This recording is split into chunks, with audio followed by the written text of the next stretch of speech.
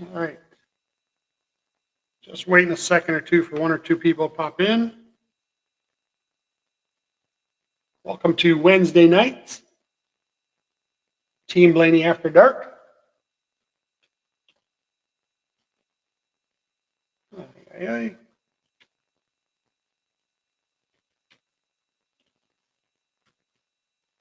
All right. Excuse me. If you guys are joining us Facebook and YouTube, go ahead and type something in. Let us know you're there and what we're doing there. And then kind of waiting for Chelsea and Justin on TikTok. Hopefully they'll pop in here in a minute. They usually got to catch up that I'm actually online first. Tonight we're going to do a little bit different. Well, not really. We're going to talk about a couple of the same things that we talk about, but I definitely want to do like a little show and tell tonight if we can with uh, what happened this weekend, the Lou Blaney Memorial. It's interesting. Uh, what do we got here?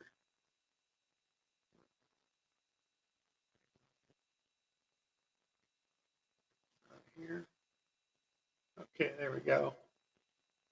So, yeah, we spent Saturday night at Sharon Speedway, and it's kind of interesting. A couple comments that people made that night, and I kind of want to. I don't know why. I kind of want to uh, address them because it's kind of interesting. They were funny to hear from people.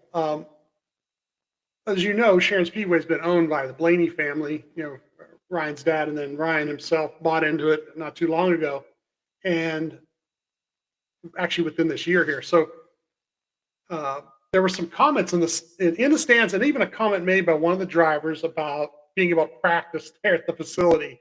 And I found it really, really funny that people would like be like that. Basically, like, what's the difference?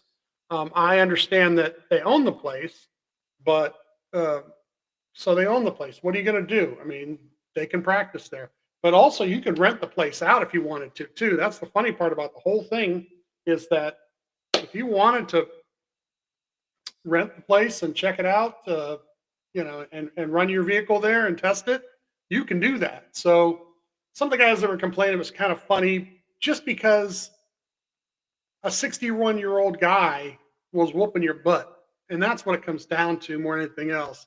It has nothing to do with whether or not he's able to practice there or anything else like that. The guy's got a couple hundred wins in a sprint car as a Hall of Famer, and you're complaining because he might have ran there once or twice, or had some practice during the week once or twice. Either get better or get out. He didn't even win. That's the funniest part about the whole thing is he got beat um, on Saturday night by Danny Dietrich. So I don't get sometimes like people get all mad and angry and hurt over it. They own the place, and if he could get over there and practice, he got over there and practice. So like I said, I'm not really wasn't really worried about it, but people complaining about it was really funny.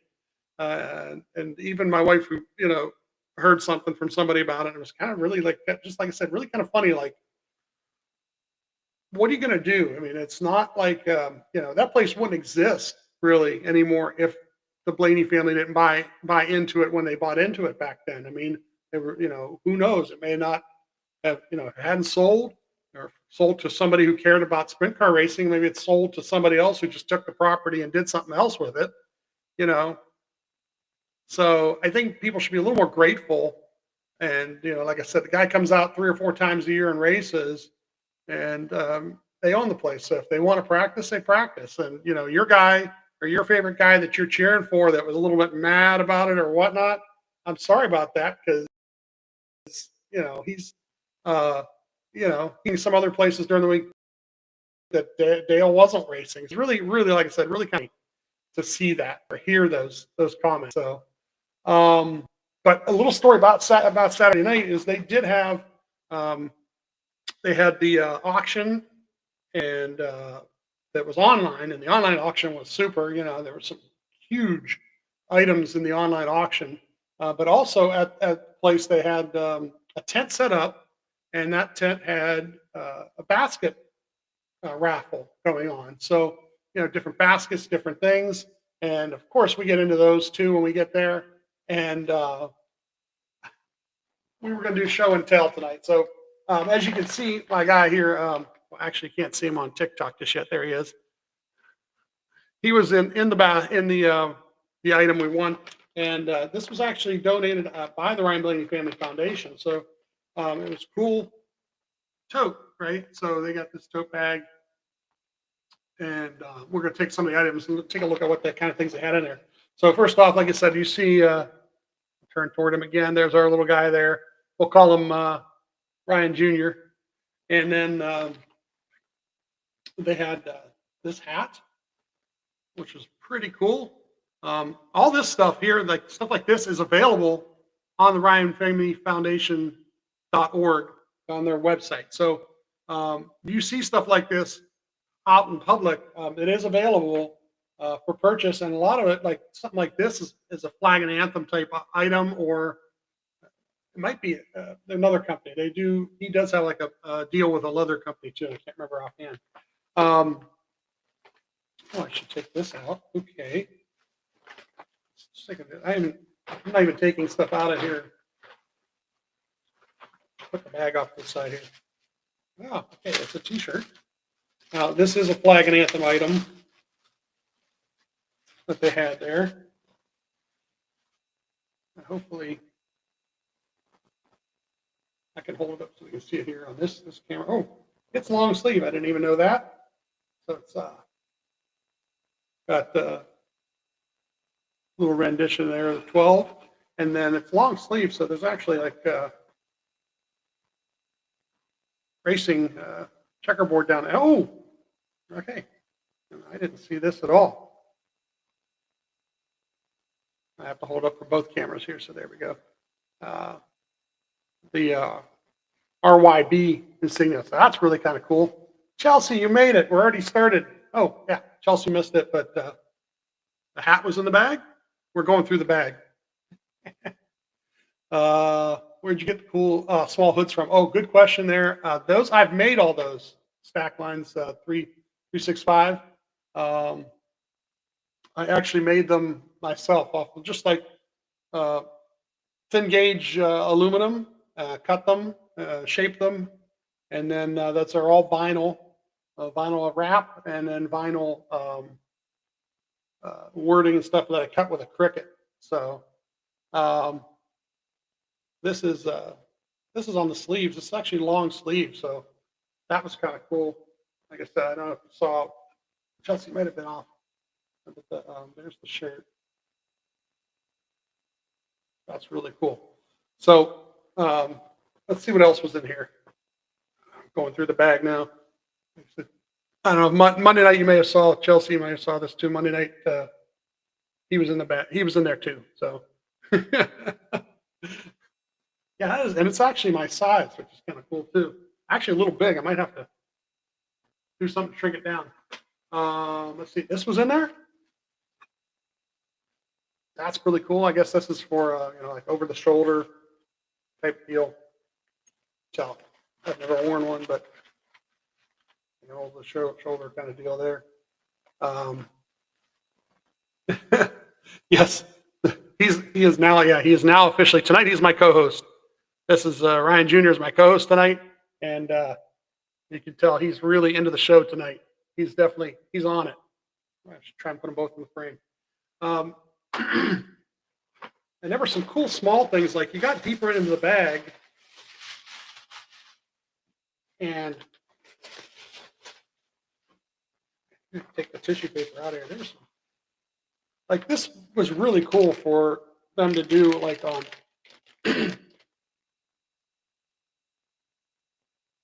there's that was inside there too. Those are pretty cool. Of course, this is kind of cool. I never saw anything like that before. It's all, got the Alzheimer ribbon there on it. So dialed in, yeah. I should just have you guys jump in at some point one of these nights when we do this. Oh, these are earrings. This is gonna be great.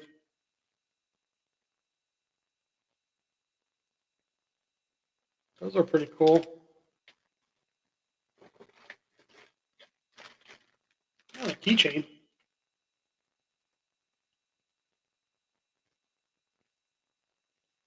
That's pretty cool.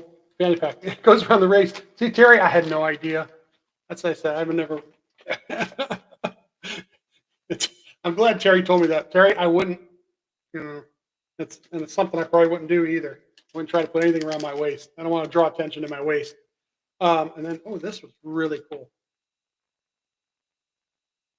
So this was at the track. Like I said, it was a tent they had with different items, different baskets, and like I said, some of it was. I mean, a lot of it was really cool, but certain ones like just jumped at you, and this was one of them. And we kind of went,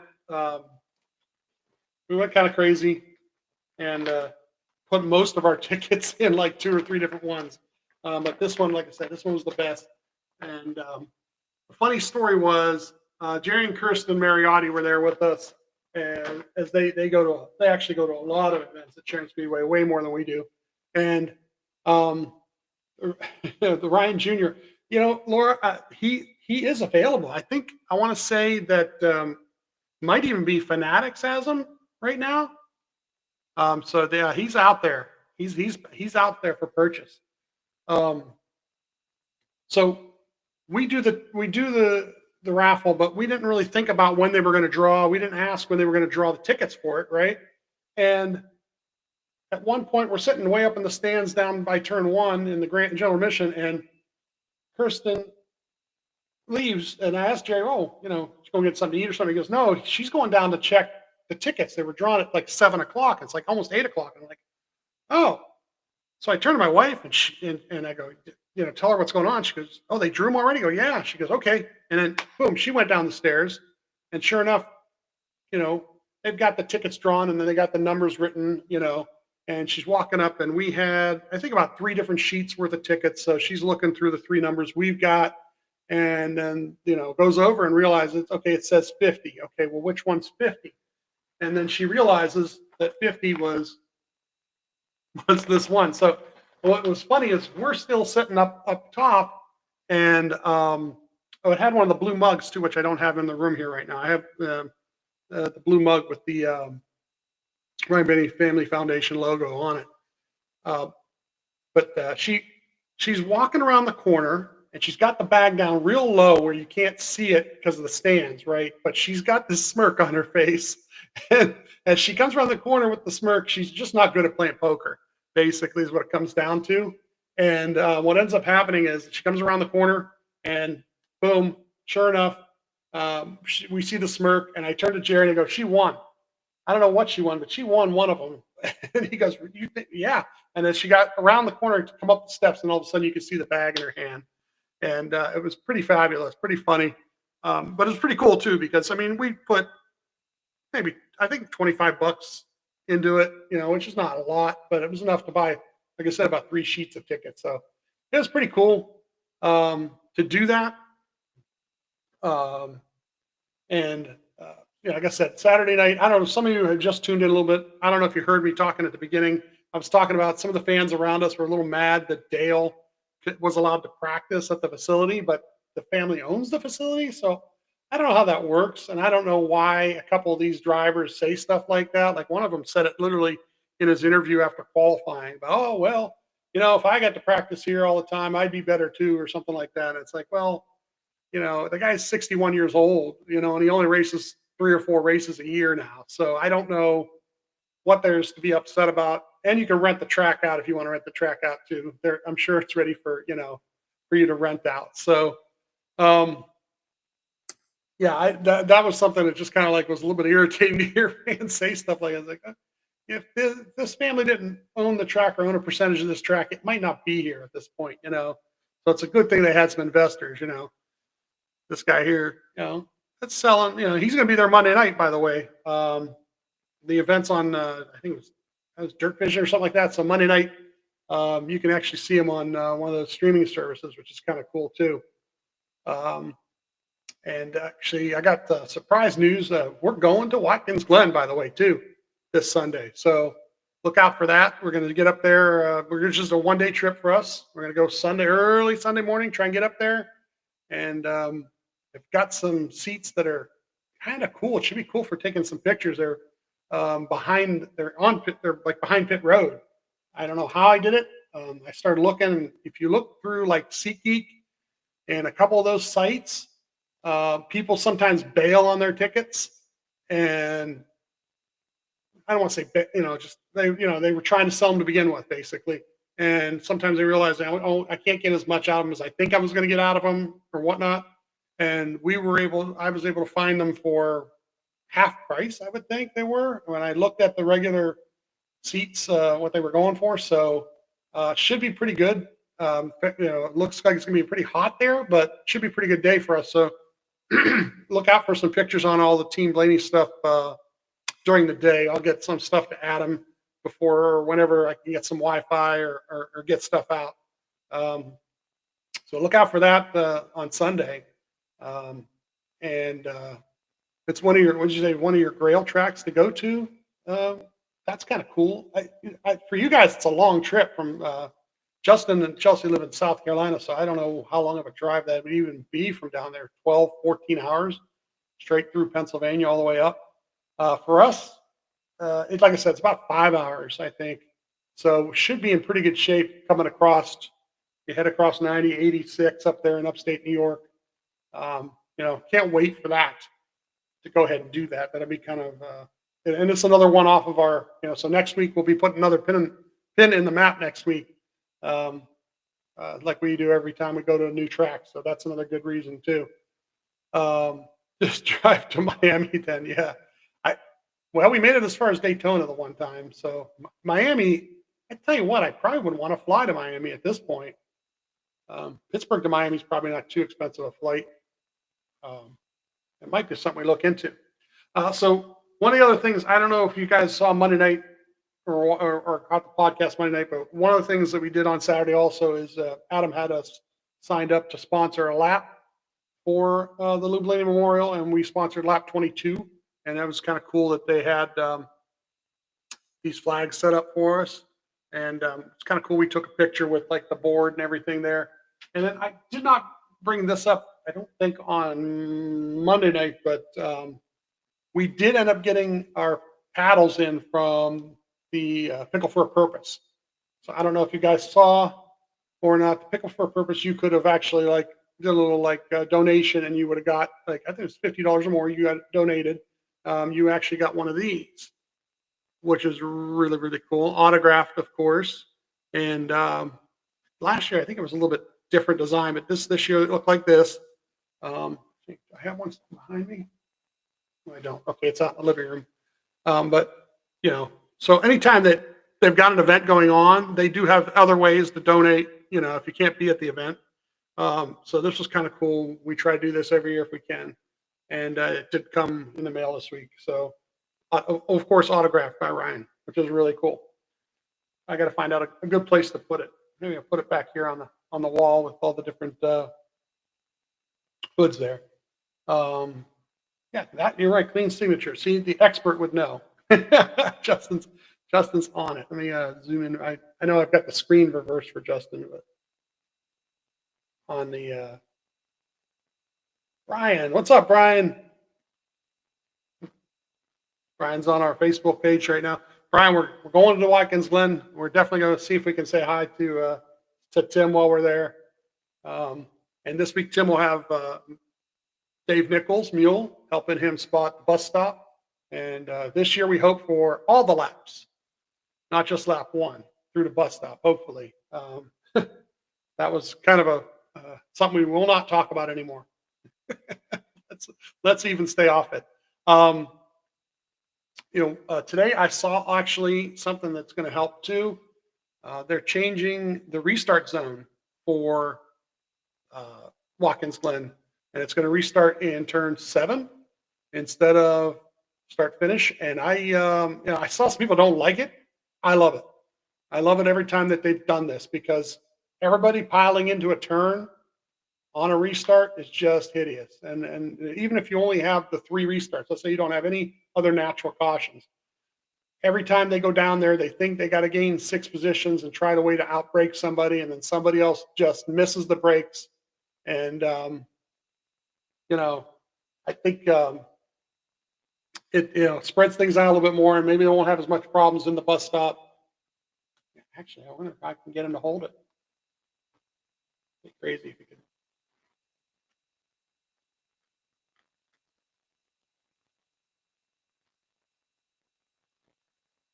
All right, good idea.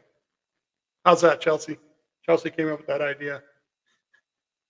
Actually, looks pretty good. So, yeah, that was what was I thinking about there for a second? About Saturday or Sunday. Yeah, so this changes. I'm actually one that's for it. I think that it improves things because they get down to turn one there and they don't pile into each other, trying to get it in there under braking. They'll be a little more separated as they get down there, and then you're only racing with 2 or 3 guys and not trying to get through 10 guys. Because how many times have we seen that domino effect where the 4th guy, 5th guy hits the guy, hits the guy, hits the guy, and if they're lined up too close, they just bounce off each other, you know, and then next thing you know, they're piled up down there in the corner. So they did it at Indy when they the last year they had the road course at Indy. They did it. Somebody mentioned Chicago. I saw in the Discord chat. It worked there too. It really did. And same thing here. It'll work way better for them to come across the start finish line, be a little more spread out when they get down to turn one. And by the time they get to the bus stop back on the back stretch, they'll be a little more spread out too. And all that helps because you really want to race the track and not each other, to tell you the truth. It's all about getting 10, 15, 20 consistent laps racing the track, Jeb, yes, I did see a comment from Jeb, but that's what it is. The drivers did it to themselves. The drivers, piling into each other have caused it where they have to take it away from them. They can't, too many guys, especially when you're going, high speed into the first turn, just misjudge the braking point because they're not able to see it very well because they're around each other and they're listening to a spotter, but they're not listening to a spotter. And it just gets, like I said, it just gets crazy. And they really need to be a little more spread out. So yeah, I'm happy with them starting like that down at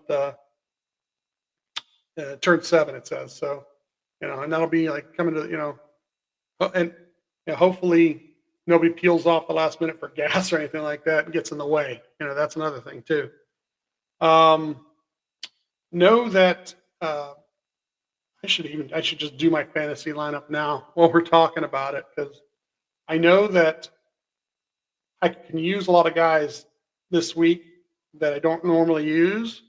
The AJ Allmendingers, the Michael McDowells, of course, SVG. Problem with all that is, except for, and I'm out of Larson usage this week in fantasy, but is that they don't all race for stage points. So it's kind of weird. Like, Buscher's another good one. Thanks, Justin, for that one. Buscher's another good one. The problem is they don't all race for stage points. So you're going to get a couple guys who will flip the stage and pit.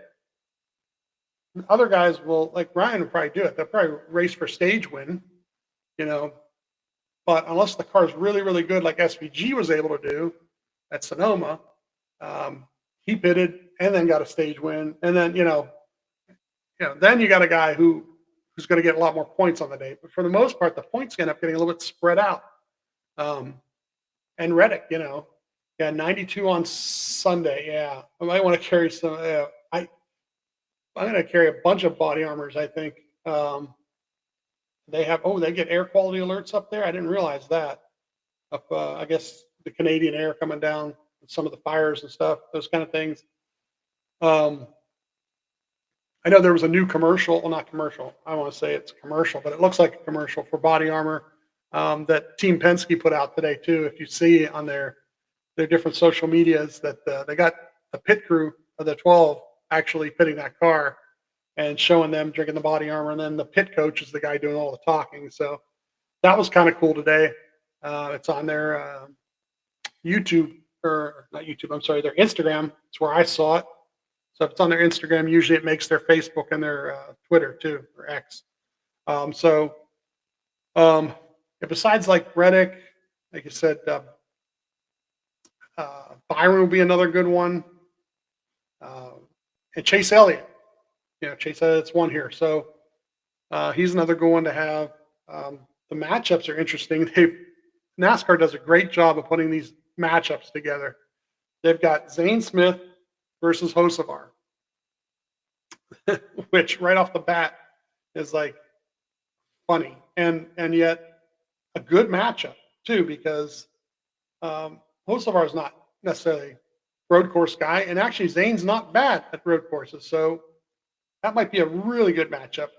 Van Gisbergen and Larson is another really good one for the final result, because, like I said, Larson's another one of those guys that could race to flip stages and race to win the race, and if he qualifies really well, be up there with Shane. He's somebody to contend with him. And although Shane has won a couple in a row on road courses now, I don't know if Watkins Glen is a definite. Some people are just like, oh, well, just, and he's, but he is the odds-on favor. I understand that. But I don't know if he's a definite winner. And the reason I say that is last year Buescher beat him. And last year, Buescher got around him fair and square. So I don't know if that's a matchup that, might not be, a Larson's to pick. They've got William Byron versus Chastain. And that one is, I don't even know if that one's interesting. I don't feel that good about Chastain. I don't know if Chastain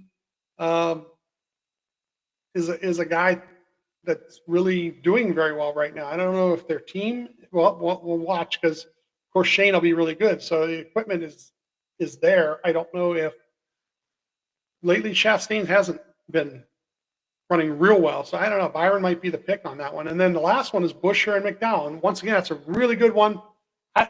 I hate if McDowell is somewhere in the top couple people on a restart late in a race, just because he'll pull something desperate, just trying to get himself into the playoffs. But like he did it when he won at Indy, a couple years ago, he just ran great consistent laps there, and took good strategy and kept the field at bay by running really well. So he's definitely has a shot at this. But once again, Buescher last year proved how really good at road course racing he is. So those are a lot of really good ones, good ideas on the day. Like I said, for the lineup, Chase Elliott, like I said, is a good one to have, I think. Shane is definitely one of the ones I probably want to put in there. Oh, and Connor Zilich is running this weekend, so that's another one that might not be a bad pick for this weekend. Bowman, and I had Bowman and Briscoe in my lineup last weekend, so I might have to make some moves to get them out of there. I don't know. Once again, I will check on my lineup before, after practice too. And Cindric, exactly. There it is. That's actually great thought, Chelsea. I hadn't even thought that far on that one.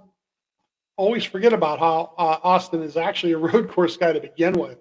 That a lot of his background was road course racing before he actually got into NASCAR racing. So, yeah, bam. Good thought on that. I don't know if you guys, when you play the NASCAR fantasy stuff, do you do the 36 for 36? Do you guys have, I don't know if you guys have that or do that. 36 for 36 is that one where you just pick one guy each week and then you get his point total basically. And the trick is to try to pick certain guys. You only get them one usage. So, I missed 1 week early in the year on it, and I haven't had too much success. I seem to just not pick good guys at the right time. And I'm looking right now, and I actually have, like Chastain, I have Haley still available. But I don't have Shane or Suarez. McDowell is one of my choices though too. And the thing is, you pretty much have to use everybody at least once, I think. So I don't want to use Cody Ware. No offense to Cody, but I see him sitting there like he's going to sit there until the last possible minute. Um, Gilliland might not actually be a bad one here either at this point of the year. Um, for this race, let's go ahead and I'm going to actually hit McDowell for this week. I think that makes sense. And if he gets a good top 10 or top 5, that'll be perfect. You saved Busher for this week? That's actually really smart. I think I used Busher like on a regular weekend earlier this year because it was just too good. A couple weeks ago, actually, I had Busher for. Let's see if I can page it back here. It'll let me. Nope, it's not letting me do it. Well, I had Busher a couple weeks ago for 1, 2, 3 weeks ago, which would have been Indy. No, week before Indy. So yeah, I used them for like a regular race. So yeah, Busher will be real good for this week as a road course guy. Zilich, it's funny is the 36 for 36 doesn't have Zilich listed, or I would definitely use him for that. Now fantasy, he's in there for fantasy, so I've already plugged him in. Fun part about him for the Cup race is Zilich won't run like a madman out there. He'll be kind of careful with the equipment. He'll race just to get good experience. Hunter hashtag 44. Oh, the hoods. Okay, so let me show real quick. I'll spin this around for the TikTok view. I've made all these up by myself actually. So none of those are actually available anywhere. I make them for sport. Decorate the room with them. I'm still in the process. I have to show it because I haven't finished it yet. I'm still working on this one here, but I make them out of vinyl, and it's just real thin gauge aluminum. And we cut them and we shape them. And I put something on here so we can put them on the wall. And then we hang them up. And I try to do all the body armor ones for sure. So that's where those come from. I hope to do some more soon, but I really just haven't been able to concentrate on them very much lately. I don't know why. I just don't sit down, and it takes me like I have to sit down and really work on like to finish that body armor chill. It's just a design of some triangles and just some different colors, and it won't be that hard to do. But I just haven't like had that burst lately of like energy to go ahead and do it. So it's kind of weird like that. The weekend schedule. That's another thing. This weekend is like all kind of races up there. I know that Friday, they're doing an ARCA race Friday. And I want to say it's like earlier in the afternoon. So I don't know. Yeah, it's on FS2 at 2:00. So there is an ARCA race this weekend. General Tire 100 at the Glen, and that's at 2:00 on FS2. But the truck series is racing Friday also, and their practice and qualifying is on FS2, and that is like 11:35 a.m. for practice, 12:40 for the qualifying, and then the race itself is a 5 p.m. race. It's the Mission 176 at the Glen, and that one is on FS1, so that's pretty cool. The truck series will be there. So this weekend, we mentioned, Tim Feedawa all the time because Tim has got he spots trucks and he spots Xfinity also. He has Ryan Sieg in the Xfinity series and Grant Effinger in the truck series. But Josh Williams has Connor Zilich in the Xfinity series, who could win on Saturday. And then he has the 34 truck there. Why is it Riggs on Friday? So he's got a chance. Josh once again has another chance this weekend to win all 3 races as a spotter with SVG on Sunday. Saturday, practice for Xfinity is 9:30 a.m. on the CW app. Qualifying is 10:35 a.m. for Xfinity on the CW app. And then Cup practice 12:05 on True TV And then if you've got HBO Max, you've already subscribed for the in-car cameras, you can watch practice qualifying on HBO Max also. So um, 110 is the qualifying. Once again, True TV. Like I said, the HBO Max. They don't list it here, but I know it's on HBO Max. That's how I watch it. And then at 3 o'clock on Saturday on CW is the Xfinity Series Mission 200 at the Glen. So that'll be on Saturday afternoon. And then Sunday, of course, there'll be one event, and it is 2 p.m. The Gold Bowling at the Glen, and that is on once again on USA. And then they've got it on they show it as NBC Sports streaming. So I guess that still exists, or that app still exists. I know Peacock is something that actually will have it. So maybe that's what it is. Maybe it's Peacock Sports is what it actually is now. And then HBO Max for the in-car cameras. So lots of places to watch it this weekend. And then, like I said, we're going to be live there this weekend. So hey, let's get there Saturday, early Sunday morning, and get set up and hopefully see some good stuff. So anything else going on tonight? I don't know what else like was in NASCAR news or anything like that. I know heard Stuart Friesen is actually home now, resting. So that was good to hear. They did. I did check in. They did take a couple cars to the R&D, and one of them was Ryan's car. They actually do like a complete teardown of it, I guess. So that was kind of, I kind of, it's kind of funny because I sent a message to ask about that, because it's kind of like, boy, that would be a great car to turn around and race at Richmond. Richmond being 3/4 mile and having a lot of the same characters and features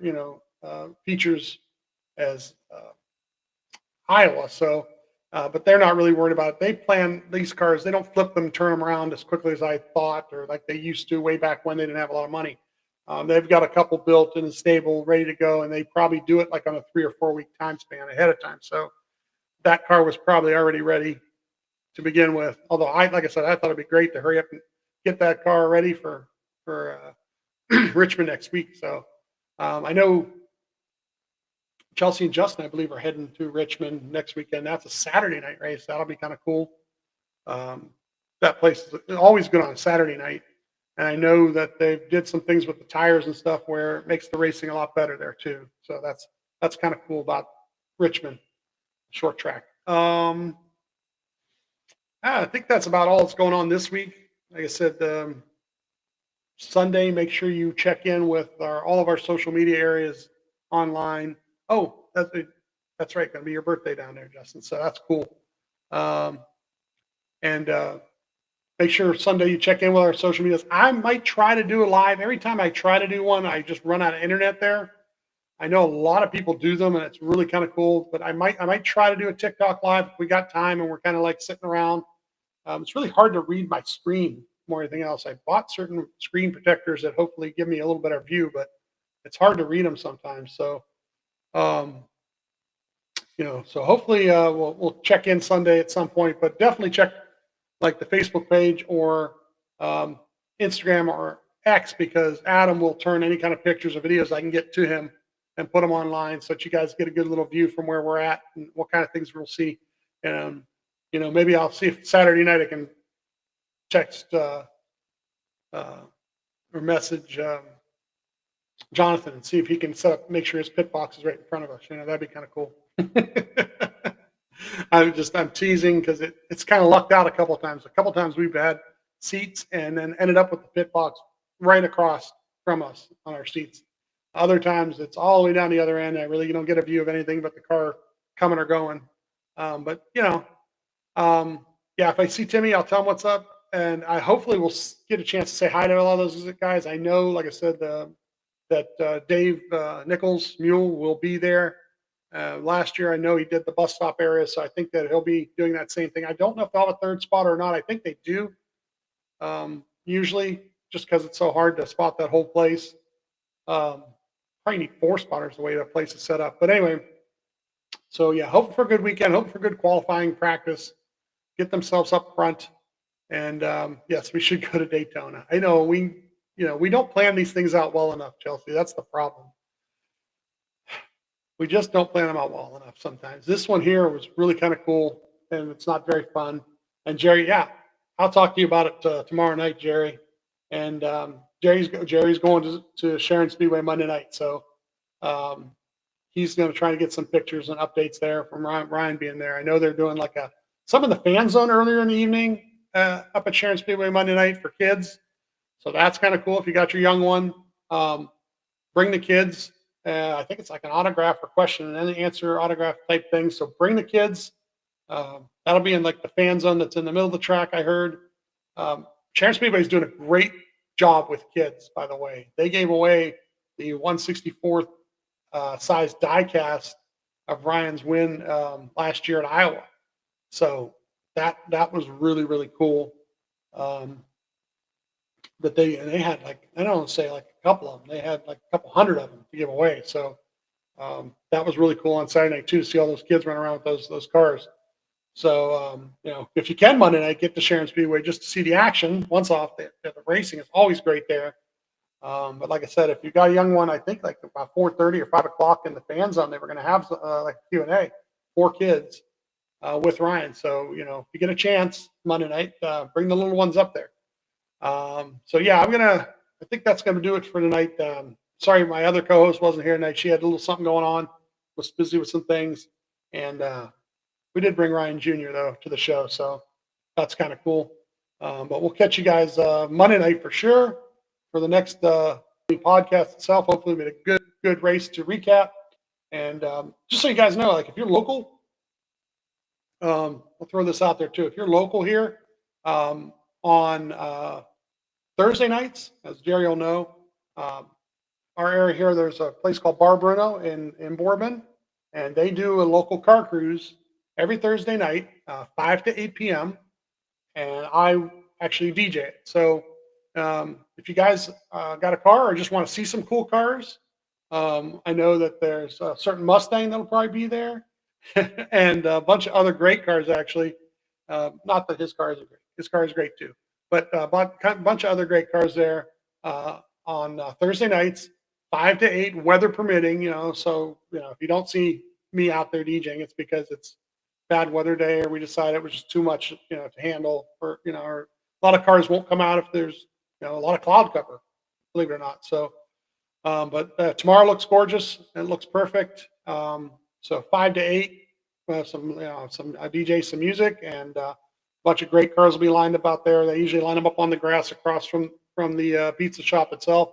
It's both a pizza shop, and then they have a bar side on the other side of the business. It's a great establishment, and I've known those guys for